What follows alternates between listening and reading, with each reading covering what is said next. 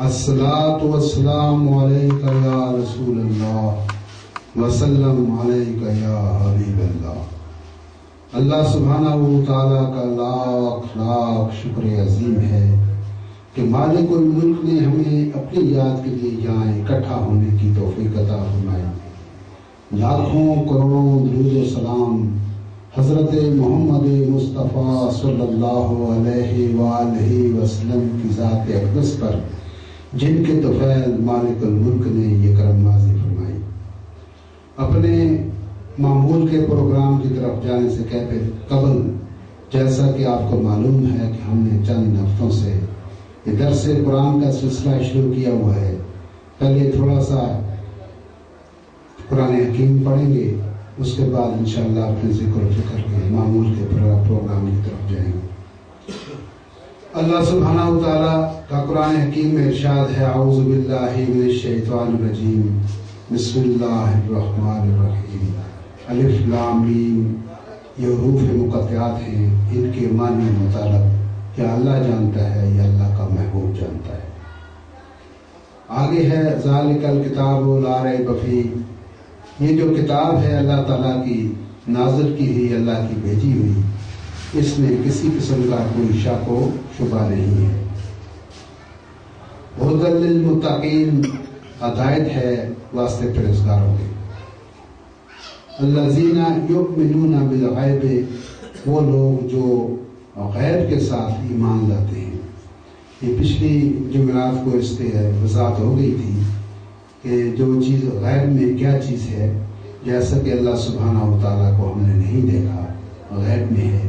آقائے دو جہاں کا دیدار ہم نے نہیں کیا، وہ پردہ غیب میں ہے۔ فرشتوں کو ہم نے نہیں دیکھا، وہ بھی غیب کے اندر ہیں۔ اور سب سے بڑی چیز روز محشر، جس کے اوپر ہمارا یقین ہے، ہمارا ایمان ہے، وہ دن بھی ہم نے دیکھا نہیں، لیکن ہم ایمان رکھتے ہیں۔ ایمان کا معنی ہوتا ہے یقین رکھنا۔ یقین کو عربی میں ایمان کہتے ہیں، ایمان کا معنی یقین رکھنا۔ ہمیں یقین ہے کہ ہم اپنی قبروں سے اٹھیں گے اور مرنے کے بعد ہم دوبارہ زندہ ہوں گے اور اپنے اعمال کے لیے اپنے مالک حقیقی کے سامنے جوابدہ ہوں گے۔ یؤمنون بالغیب ویقیمون الصلاۃ ومما رزقناہم ينفقون، اور یہ ان متقیوں کی یہ اگلی فضیلت ہے کہ وہ نماز کو قائم کرتے ہیں۔ نماز کا پڑھنا اور ہوتا ہے، جیسے آپ کو بتایا گیا ہے، نماز پڑھنا اور اس کو اگر نماز پڑھنا ہوتا تو ہوتا ہے اقرا صلاۃ، نماز پڑھو۔ یہ جیسے آقائے دو جہاں کو غار حرا میں جب پہلی وحی کا نزول ہوا تو حکم ہوا اقرا بسم ربک الذی خلق، پڑھ اپنے اللہ کے جس نے تجھے تخلیق کیا ہے، جس نے تجھے پیدا کیا ہے، اس خالق کے نام سے پڑھو۔ اقرا کا مطلب ہے پڑھو۔ نماز کا قائم کرنا یہ دوسری بات ہے کہ وہ لوگ جو لوگ نماز قائم کرتے ہیں، مسجدوں میں جاتے ہیں، ورکعوا مع الراکعین، رکوع کرو، رکوع کرنے والوں کے ساتھ باجماعت نماز ادا کرتے ہیں اور نماز کا اہتمام کرتے ہیں۔ اور جو شخص نماز پڑھتا ہے، کائنات کی ساری طاقتیں اس کے ساتھ ہو جاتی ہیں۔ کافر اور مسلم کا فرق ہی یہی ہے کہ یہ جو نماز ہے یہ فرق کو ظاہر کرتی ہے۔ جو لوگ نماز پڑھتے ہیں یہ مسلمان ہیں۔ عزیزان گرامی، اللہ سبحانہ و تعالیٰ انسان کے ساتھ ہر وقت موجود رہتا ہے، ہر وقت۔ یہ نہیں کہ ہم مسجد میں جائیں تو وہاں اللہ ہے، مسجد سے باہر نکلے تو اللہ نہیں ہے۔ انسان جہاں کہیں بھی ہے، اللہ سبحانہ و تعالیٰ کہتا ہے کہ میں تمہاری شریعت سے قریب رہتا ہوں۔ جس کا مطلب کہ ہمارے ہر وقت اللہ ہمارے ساتھ ہے۔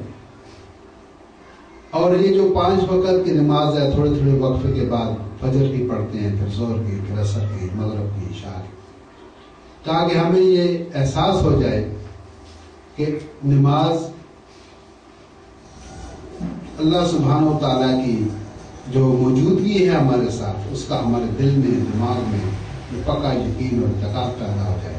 مسجد کے اندر بھی اللہ ہے، مسجد کے باہر بھی ہے، دکان میں بھی ہے، دفتر میں بھی ہے، سفر میں ہے، حجر میں ہے، سونے میں، جاگنے میں، بیٹھنے اٹھنے میں، ہم کسی بھی حالت میں ہوں، اللہ سبحانہ و تعالیٰ ہمارے ساتھ ہے۔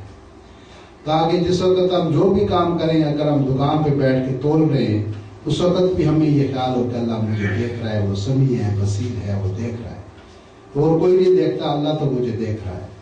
تو جس وقت اللہ سبحانہ و تعالیٰ کا یہ تصور انسان کے ذہن میں قائم ہو جاتا ہے تو پھر وہ کوئی گناہ کرتا نہیں، کیونکہ اس کو دیکھنے والی ذات موجود ہے۔ وہ اس آدمی کا ذاتی یقین اور ایمان ہوتا ہے، اسی سے انسان کا کریکٹر بنتا ہے، اسی سے اس کی شخصیت بنتی ہے۔ کہ اگر آپ کو راستے میں چلتے ہوئے ایک چیز مل گئی، آپ نے ادھر دیکھا، کوئی نہیں دیکھ رہا، تو آپ کہیں گے بس یہ تو مل گئی ہے مجھے، میری چیز ہے۔ لیکن آپ کو یہ خیال ہو کہ یہ اللہ دیکھ رہا ہے، یار روز محشر میں پکڑا جاؤں گا، مجھے پکڑا جائے گا، یہ کسی مسکین کی گری ہوگی، کسی کی چیز ہے، تو فوراً آپ مسجد میں جائیں گے، اعلان کروائیں گے، مجھے ایک پرس ملا ہے، آپ اپنی نشانی دکھا رہے ہیں، مجھے گھڑی ملی ہے۔ اس سے آپ کا ایمان جو ہے کامل ہوتا ہے۔ جس وقت انسان یہ تصور کر لے کہ اللہ مجھے دیکھ رہا ہے، اس وقت پھر وہ انسان جو بھی اس کے ذمہ داریاں ہوتی ہیں اس کو بطریق احسن ان کو انجام دیتا ہے۔ اگر ایک آدمی کارخانے میں، فیکٹری میں کام کر رہا ہے، مالک تو نہیں، وہ تو آفس میں بیٹھا ہوا ہے، یا وہ شہر سے، ملک سے ہی باہر ہے، لیکن وہ بندہ سوچتا ہے یار یہ جو میں کام کر رہا ہوں اس کا مجھے تنخواہ مل رہی ہے، اس کو مجھے افسانہ مل رہا ہے۔ مالک جو فیکٹری کا ہے یہ تو نہیں دیکھ رہا، لیکن جو مالک کائنات ہے وہ تو مجھے دیکھ رہا ہے۔ اگر میں اس کام کے اندر کوئی کوتاہی کروں گا یا اپنا ٹائم ویسٹ کروں گا تو میں پکڑا جاؤں گا، یہ گناہ ہے۔ لہذا انسان اپنے اعمال کی، اپنے کردار کی، اپنے افعال کی وقتاً فوقتاً خود بخود اصلاح ہوتی رہتی ہے، اس وقت جب اللہ کو آدمی حاضر ناظر سمجھے تب۔ تو اس کا جس وقت انسان نماز قائم کرتا ہے، جب جس کو ہر وقت اللہ سبحانہ تعالیٰ کی موجودگی کا احساس ہونے لگ جائے تو سمجھ جائے کہ میری نماز قائم ہو گئی۔ اگر ہر وقت انسان کو یہ خیال رہے کہ اللہ مجھے دیکھ رہا ہے، میں اللہ کے سامنے موجود ہوں، تو اپنے ہر قول و فعل کے لیے اپنے آپ کو ذمہ دار سمجھے تو اس سے پھر گناہ کا شائبہ نہیں ہو سکتا۔ تو نماز قائم کرنے کا مقصد یہ ہے۔ آگے اللہ فرماتا ہے وَمَا رَزَقْنَاهُمْ يُنْفِقُونَ، جو رزق ہم نے ان کو دیا وہ اس میں سے خرچ کرتے ہیں۔ رزق کا بچوں یہ یاد رکھنا کہ جب لفظ آتا ہے رزق کا تو ہم یہ سمجھتے ہیں کہ گیہوں، چاول، اناج، سبزی، ترکاری یہ رزق کے اندر آتی ہے، لیکن رزق کا مقصد یہ صرف اشیاء خورد و نوش ہی نہیں ہے، بلکہ ہر وہ چیز جو اللہ سبحانہ و تعالیٰ نے ایک انسان کو دوسرے انسانوں کی بھلائی کے لیے دی ہے وہ رزق کے زمرے میں آتی ہے۔ اگر ایک انسان، ایک عالم دین ہے، اس کے پاس علم ہے تو وہ یہ بھی ایک رزق ہے کہ وہ اس علم کو جو جاہل لوگ ہیں وہاں تک پہنچائے، یہ اس کی ذمہ داری ہے۔ اس کسی عالم کو اللہ سبحانہ و تعالیٰ علم اس لیے دیتا ہے کہ جو ان پڑھ لوگ ہیں جاؤ ان کو جا کے پڑھاؤ اور ان کو یہ علم تک پہنچاؤ۔ بات سمجھ آ رہی؟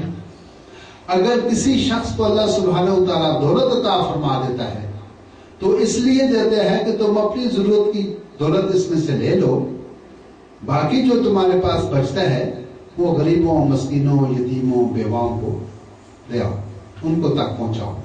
یہ دولت مند کے اوپر یہ ڈیوٹی ہے، فرض ہے۔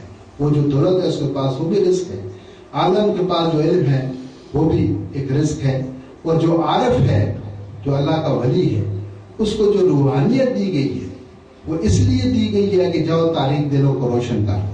سبحان اللہ۔ تو اس کا فرض یہ بنتا ہے اس عارف کا اور صوفی کا اور درویش کا، اس اللہ کے ولی کا، جو عوام کے جو تاریک دل ہیں ان کو روشن کرتا ہے، یہ اس لیے اس کو یہ علم عطا فرماتا ہے سبحان اللہ سبحانہ وتعالی۔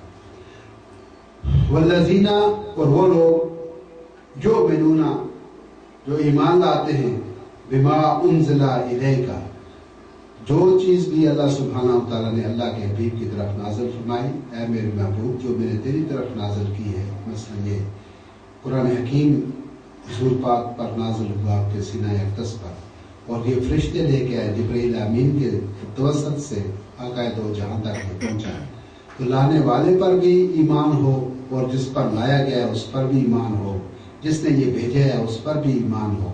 والذین، اور وہ لوگ جو منونا، جو ایمان رکھتے ہیں، بما انزل، جو نازل کیا گیا، الیک، تیری طرف، وما انزل، اور جو نازل کیا، من قبل، تجھ سے پہلے جو موسیٰ علیہ السلام پر کتب سماوی نازل ہوئی، توریت، انجیل، زبور، فرقان، وہ جو پہلے آسمانی کتابیں آئی ہیں ان پر بھی وہ ایمان رکھتا ہو، اور ان انبیاء علیہ السلام پر بھی ایمان رکھتا ہو کہ جو بھی نبی 1,24,000 کم و بیش اس جہان میں آئے ہیں ان پر بھی یقین رکھتا ہو کہ یہ وہی کا ایک نظام ہے، سلسلہ ہے جو آدم علیہ السلام سے لے کر آقائے دو جہاں تک نبوت کا سلسلہ قائم رہا اور کتب سماوی اور صحف سماوی آتے رہے، ان پر اس انسان کا ایمان ہو۔ وبالآخرت ہم یوقنون، اور وہ آخرت پر بھی یقین رکھتے ہیں کہ روز قیامت ہوگا، ہم سب اپنی قبروں سے اٹھائے جائیں گے، ہمیں دوبارہ زندہ کیا جائے گا اور ہم اللہ سبحانہ تعالیٰ کے سامنے اپنے اعمال کے لیے جوابدہ ہوں گے۔ اور اس کے اوپر یقین رکھنا یہ بھی ایمان والوں کے لیے، مسلمانوں کے لیے، مومنوں کے لیے ضروری ہے کہ وہ آخرت پر بھی یقین رکھیں۔ اولئک، وہی لوگ اللہ ہدی من ربہم، وہ اللہ تعالیٰ کی طرف سے ہدایت پر ہیں، واولئک هم المفلحون، اور یہی وہ لوگ ہیں جو فلاح پانے والے ہیں، جو اللہ پر یقین رکھتے ہیں، اللہ کے رسول پر رکھتے ہیں، روز آخرت پر رکھتے ہیں، اور جو اللہ تعالیٰ نے رزق دیا اس میں سے وہ خرچ کرتے ہیں، اور نماز کو وہ قائم کرتے ہیں، نمازیں پڑھتے ہیں، اور زکاتیں دیتے ہیں، جو کچھ اللہ تعالیٰ نے ان کو دیا اس میں سے وہ خرچ کرتے ہیں۔ وآخر دعوانا الحمدللہ رب العالمین۔ اللہ سبحانہ و تعالیٰ ہمیں قرآن حکیم پڑھنے کی، سمجھنے کی اور اس پر عمل کرنے کی توفیق